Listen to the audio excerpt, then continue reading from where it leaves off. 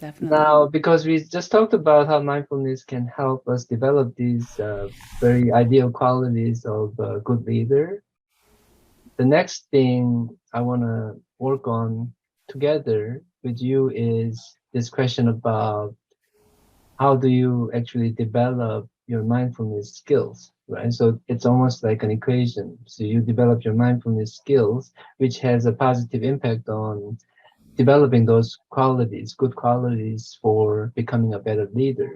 So in order for us to be able to become a better leader, we have to also develop these mindfulness skills. And there are some practical things you could do every single day, small and big.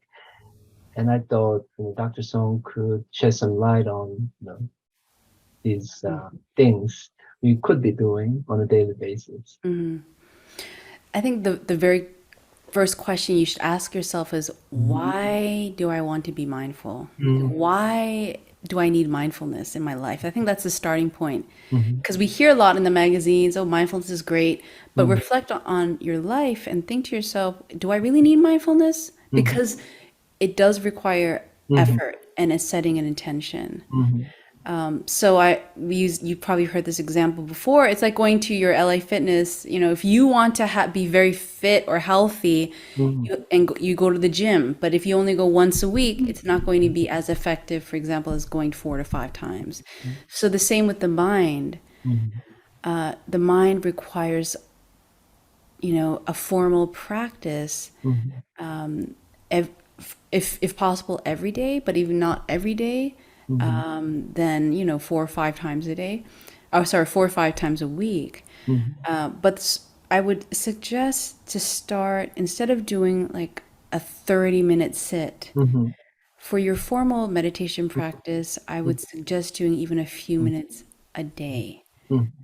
So, when I say a formal practice, what I mean by that is a practice where you are in a seated posture, if possible, in a chair or on a cushion or Mm-hmm. anywhere that you're sitting down, Mm-hmm. and that you're placing your awareness on your breath. That's an easy way to start. Mm-hmm. And we're simply being aware of the in breath and the out breath coming in and out without straining. Mm-hmm. And you're keeping the mind relaxed, very spacious, Mm-hmm. and the thinking that goes on is just in the background. Mm-hmm. So your attention is on the breath, the thoughts are going to be in the background because we're not trying to stop the thoughts. Mm-hmm. We're just not giving them any attention, Mm-hmm. right? And if we get caught up in the thoughts again, then what we do is we recognize that, okay, not a problem. Mm-hmm. Bring the attention back to the breath. Mm-hmm. So it's very, very simple. Mm-hmm. And just leave the mind very open, spacious, relaxed, but aware. Mm-hmm.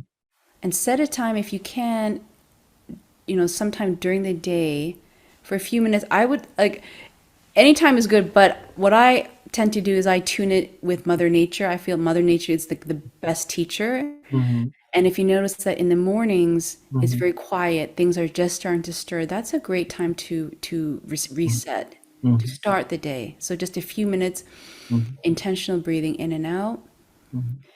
Now, at the very end of the day, things start to quiet down. Mm-hmm. So that's a great time to also transition to another set of meditation. I see. See what works for you. I think that's what's most important. So what you just described is really meditation, right? So meditation practices. Yeah, that's a type of a breathing Mhm, meditation, mhm. right? Which There is, could be different, ways to meditate, of course, but that's one form. yeah, definitely. This is, I mean, a type of meditation where you anchor your attention to an object of awareness. So Mm-hmm. in this case, what I just explained to you, the breath would be the anchor. Mm-hmm.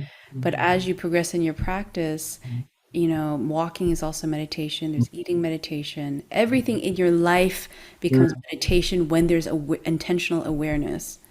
So when it comes to something like eating meditation, the anchor could be chewing or something. How many Yeah, times I'm chewing? yeah, chewing, even smelling what the food is like, the texture, the Oh, temperature, I see. all of that, and just tasting it, savoring it, and then chewing slowly, and then being able to swallow it, right? If you're a musician, to focus on maybe better appreciating what you're doing with the instrument. I mean, there could be a form of meditation there too.